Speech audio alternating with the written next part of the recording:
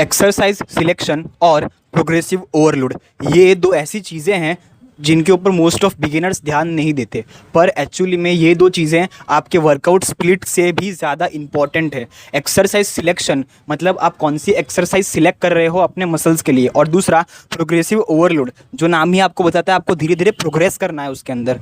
अब ये चीज़ें ना वर्कआउट स्प्लिट से भी ज़्यादा इंपॉर्टेंट है। क्यों, वो मैं आपको बताता हूँ। पहले हम एक्सरसाइज सिलेक्शन के बारे में बात करते हैं। एक्सरसाइज सिलेक्शन कोई रॉकेट साइंस नहीं है। बेसिकली ये नाम ही आपको सजेस्ट कर रहा है कि आपको अपनी एक्सरसाइजेस को सिलेक्ट करना है। अब बेसिकली एक्सरसाइज सिलेक्ट करते वक्त आप क्या क्या क्राइटेरिया पे ध्यान देते हो, ये इंपॉर्टेंट है। पहला, आपको कोई इंजरी तो नहीं है। दूसरा, आप वो मूवमेंट करने में आपको मज़ा आ रहा है या नहीं, या फिर आपको वो मूवमेंट आपको करने में अच्छी लग रही है या नहीं, ठीक है। फिर आप उस मूवमेंट को करते समय कंफर्टेबल हो या नहीं, या फिर आपका गोल भी मैटर करता है। अब आई नो मैं अपनी वीडियोज़ में मोस्ट ऑफ टाइम गोल गोल गोल करता रहता हूँ, बट एक्चुअली में गोल बहुत ही मैटर करता है। बेसिकली देखो, अगर आपका गोल प्योर हाइपरट्रॉफी, आपको सिर्फ मसल मास ही चाहिए, तो बेसिकली आप मोस्ट ऑफ अपना जो समझ लो, हम यहाँ बैक की बात करते हैं, ठीक है। अब समझ लो बैक के अंदर आप लैट्स की बात करते हो। लैट्स को आप मशीन से भी टारगेट कर सकते हो, बारबल से भी टारगेट कर सकते हो, डंबल से भी टारगेट कर सकते हो, केबल से भी टारगेट कर सकते हो बहुत इफेक्टिवली। पर अगर आपका गोल मोस्ट ऑफ सिर्फ हाइपरट्रॉफी है तो आप बारबल रो नहीं करोगे, और कुछ लोग तो डंबल रो भी नहीं करते। जिन लोगों का गोल मोस्ट ऑफ हाइपरट्रॉफी होता है, सिर्फ मसल मास बढ़ाना होता है, वो कंटिन्यूस टेंशन और स्टेबिलिटी के लिए अपने लैट्स को इफेक्टिवली और ऑप्टिमली ट्रेन करने के लिए वो केबल रो करते हैं मोस्ट ऑफ, और कुछ लोग मशीन रो करते हैं ज़्यादा से ज़्यादा। तो इसीलिए आपके गोल के ऊपर बहुत ज़्यादा डिपेंड करता है। अगर आपको सिर्फ मसल मास ही चाहिए, आप कोई एथलीट नहीं हो, ठीक है, आपको सिर्फ मस्कुलर ही दिखना है, तो बेसिकली आप अपने लैट्स के लिए डंबल रो कर सकते हो, कि मशीन कर सकते हो, या फिर केबल कर सकते हो। आप बेसिकली बारबल रो या फिर टी बार रो जैसी मूवमेंट को अवॉइड करोगे। तो इसीलिए, और कुछ लोगों को बारबल रो और टी बार रो करने में कंफर्टेबल फील नहीं भी होगा, इसीलिए आप अपने गोल के ऊपर ध्यान दो। और कुछ लोग क्या करते हैं, जिम के अंदर आते हैं और ट्रेनर से पूछते हैं, या फिर जो भी सबसे ज़्यादा मस्कुलर उनको कोई आदमी लगता है तो उनसे पूछते हैं कि भाई यार हमको कौन सी एक्सरसाइज करनी है, आप बता दो। पर ये बिल्कुल भी गलत है भाई। आप ऐसा क्यों कर रहे हो? आप दूसरे से क्यों पूछ रहे हो कि भाई मेरे को बताओ कि कौन सी एक्सरसाइज करनी है? मतलब आप लिटरली में समझ लो, आज मंडे आपका चेस्ट डे है, आपने पूछा, आपने कोई भी एक्सरसाइज कर ली, अगले दिन अगर आपका मतलब बेसिकली पुश पुल लेग कर रहे हो, जो भी कर रहे हो, समझ लो अगला चेस्ट डे आपका आया और आपने अगले चेस्ट डे में भी यही दूसरे को पूछ लिया कि भाई मेरा मतलब कौन सी एक्सरसाइज करूँ, आप बता दो आपकी फेवरेट एक्सरसाइज क्या है। तो यार ये क्या कर रहे हो आप? बेसिकली जो हाइपरट्रॉफी के लिए और जो मसल गेन करने के लिए, जो स्ट्रेंथ गेन करने के लिए जो एक क्राइटेरिया होता है, एटलीस्ट कोई भी एक्सरसाइज को 6 महीने तो दो। 6 महीने तो यहाँ मैं कम दे रहा हूँ लिटरली। मैं अपनी जो एक्सरसाइज सिलेक्शन है मैंने अभी तक चेंज नहीं की, उसके अंदर मैं थोड़े बहुत वेरिएशन करता हूँ, पर मैंने अभी तक चेंज नहीं की है। मेरे को 2 साल इतने आ चुके हैं अभी तक सेम एक्सरसाइज करते हुए, और उसकी वजह से मेरे को रिजल्ट्स भी अच्छे मिल रहे हैं। इसीलिए एक बात समझने की कोशिश करो, पर मैं आपको रिकमेंड करूंगा एटलीस्ट 6 महीने तो करो। समझ लो आप अपनी अपर पैक के लिए कोई एक्सरसाइज कर रहे हो, वो इंक्लाइन डंबल प्रेस, तो एटलीस्ट उसको कंटिन्यूसली करो तो सही। उससे अच्छी तो कोई एक्सरसाइज है भी नहीं। अब कुछ लोग बेसिकली इंक्लाइन चेस्ट प्रेस की जगह कुछ लोग बारबल से भी करेंगे, ठीक है, कुछ लोग केबल से भी करेंगे इंक्लाइन का, कुछ लोग केबल और या फिर स्मिथ मशीन के ऊपर भी करते हैं। तो ये आप कर सकते हो, कोई दिक्कत नहीं है। पर कोई भी एक्सरसाइज कर रहे हो तो उसको एटलीस्ट आप कुछ समय तक करो तो सही, ठीक है, और उसके अंदर प्रोग्रेस करो। अब हम प्रोग्रेसिव ओवरलोड के बारे में भी बात करते हैं। फॉर एग्जांपल, आप समझ लो आप अपने लैट्स को टारगेट करने के लिए डंबल रोइंग कर रहे हो, ठीक है। लैट्स को टारगेट करने के लिए आप यूनिलैटरल डंबल रोइंग कर रहे हो, तो एक हाथ से आपने समझ लो कुछ टाइम पहले फॉर एग्जांपल समझते हैं आप बिगिनर, आप वीक हो, आपने 10 किलो से डंबल रोइंग करी ख़राब फॉर्म के साथ, एंड बेसिकली बिगिनर्स की फॉर्म ख़राब ही होती है। अब कुछ टाइम बीते, आपने लिटरली में इसको ट्रैक करना है। एक और प्रो टिप दे रहा हूँ बीच के अंदर ही, आपको ना एक कोई भी नोट्स का ऐप डाउनलोड कर लो और अपने वर्कआउट्स को ट्रैक करो कि अच्छा आज मुझसे इतना उठा इस एक्सरसाइज के अंदर, और इस एक्सरसाइज के अंदर अगले दिन, या फिर अगले बेसिकली बैक की बात कर रहे हैं तो अगले बैक डे में मुझसे इतना वेट लिफ्ट हुआ। तो इसीलिए समझ लो आज 10 किलो लिफ्ट कर रहे हो यूनिलैटरली लैट्स के लिए, ये डंबल रोइंग करते समय। अब समझ लो कुछ टाइम बाद आपसे 15 उठेगा, फिर 17.5 उठेगा केजी, फिर बाद में 20 उठेगा, फिर 25 उठेगा, फिर 30 उठेगा, फिर 35 उठेगा।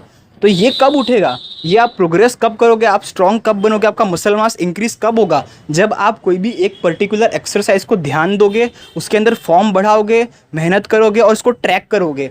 आप समझ लो, मैंने कुछ लोगों को देखा है, वो क्या करते हैं, उनका जो मन करता है, जो मूड पे आता है वो कर लेते हैं, ठीक है। समझ लो आज उनको लैट्स के लिए कोई केबल दिख करता वो दिख गया तो वो केबल कर लेंगे, मशीन करता वो दिख गया तो मशीन कर लेंगे, डंबल कर लेंगे, बारबल कर लेंगे, या फिर कुछ भी। मतलब उनका वर्कआउट है ना शेड्यूल्ड, हाँ ये एक वर्ड आया, शेड्यूल्ड नहीं होता।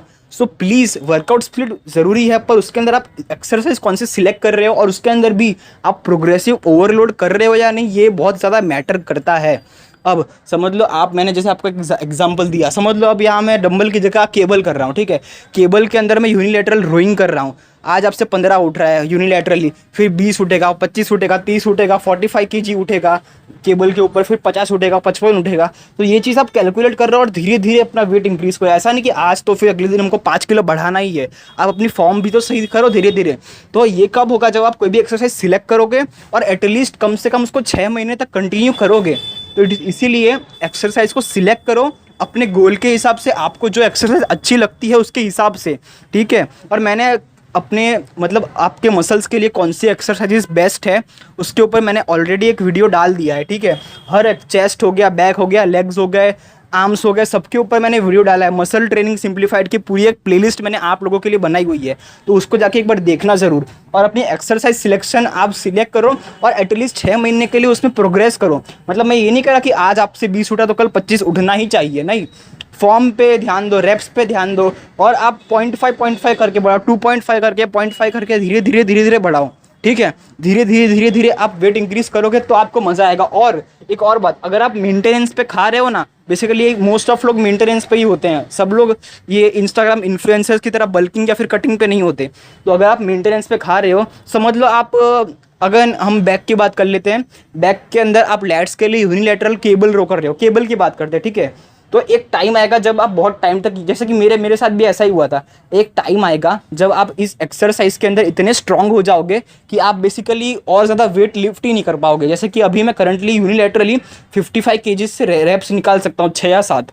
तो मैंने क्या किया, मैंने बेसिकली, मेरे को 1 साल से ऊपर हो चुका है, ठीक है, इसीलिए मैं इसमें इतना स्ट्रांग हो चुका हूँ। मेरा मसल माइंड कनेक्शन भी बहुत अच्छा हो गया है और मैं इतना वेट भी लिफ्ट कर पा रहा हूँ केबल के अंदर। तो मैंने क्या किया यार, बहुत टाइम हो गया इसके अंदर, अब मैं वेट बेसिकली बढ़ा नहीं पा रहा हूँ क्योंकि मेरा प्लेटो हिट हो गया है। आपने प्लेटो के बारे में सुना होगा। प्लेटो बेसिकली एक ऐसी ही चीज़, अब उसके आगे आप प्रोग्रेस कर नहीं पा रहे हो, ठीक है, प्रोग्रेसिव ओवरलोड कर नहीं पा रहे हो। तो आप कैसे करोगे, आप बेसिकली अब 1 साल इतना हो चुका है, ठीक है, तो आप अब अपनी बॉडी को वेरिएशन दो ना। जैसे कि अब 1 साल इतना हो चुका है, तो अब आप केबल की जगह डंबल करो, बारबल करो, या फिर मशीन करो, या फिर एक अलग तरीके का कोई भी वेरिएशन ऐड करो, ठीक है। अब मैं बहुत टाइम से केबल रोइंग कर रहा था, तो अब मैंने डंबल रोइंग चालू कर दी है, ठीक है। थोड़ा बहुत वेरिएशन करना ज़रूरी है, ठीक है। हर कोई भी एक्सरसाइज बुरी नहीं होती, पर कुछ टाइम तक उस एक्सरसाइज को करो, उसमें प्रोग्रेस करो अगेन। और आपका वर्कआउट स्प्लिट आपके रेस्ट रिकवरी के ऊपर भी बहुत डिपेंड करता है, और आपका एक्सरसाइज सिलेक्शन उस पर भी, ये सबसे इंपॉर्टेंट बात है, इस बात को नोट कर लेना। आपकी एक्सरसाइज सिलेक्शन इस पे भी डिपेंड करती है कि आपने कल क्या किया है और आप आने वाले कल में क्या करने वाले हो।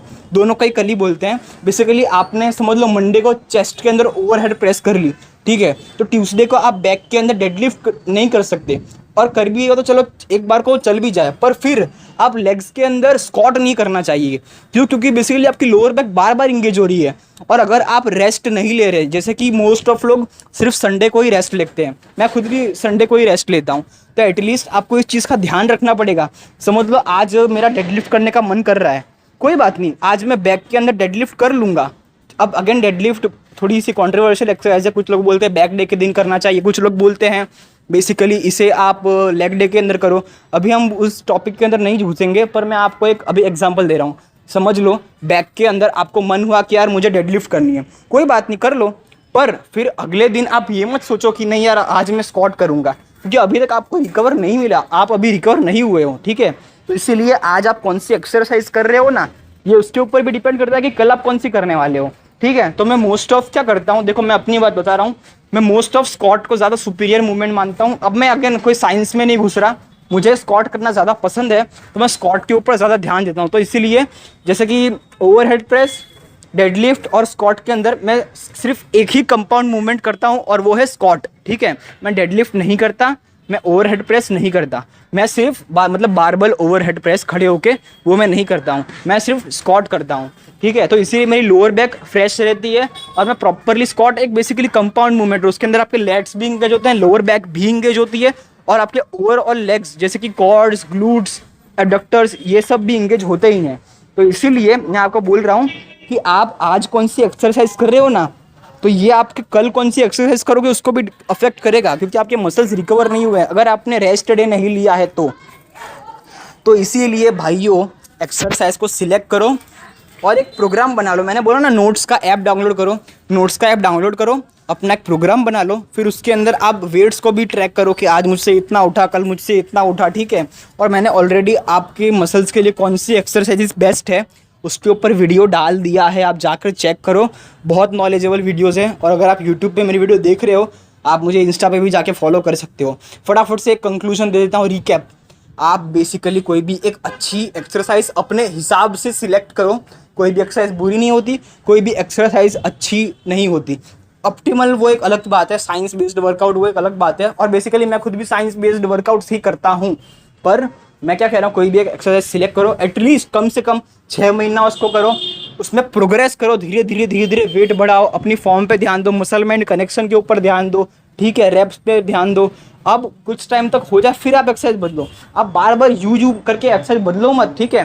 कुछ टाइम तक किसी पर्टिकुलर चीज़ को आप फोकस करो, ध्यान दो, फिर बाद में कुछ टाइम बाद आप एक्सरसाइज को बदल सकते हो वेरिएशन ऐड करने के लिए। और प्रोग्रेसिव ओवरलोड करो। आप समझ लो आप बैक के लिए रोज़ 20 किलो का डंबल ही उठा रहे हो, क्या फ़ायदा भाई।